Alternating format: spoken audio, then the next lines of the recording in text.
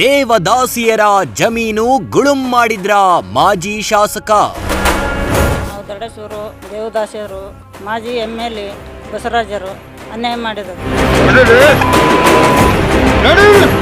17 ಜನರ ಭೂಮಿ 30 ಎಕರೆ ಜಮೀನು ಕೇಳಿದ್ರೆ ದೌರ್ಜನ್ಯ.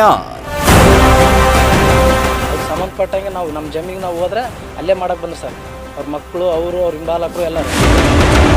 ನೀರಿಗಾಗಿ ಸಹಿ ಹಾಕಿ ಆಸ್ತಿ ಕಳ್ಕೊಂಡ್ರ ಏನಿ ದಡೇಸುಗೂರು ಕತೆ.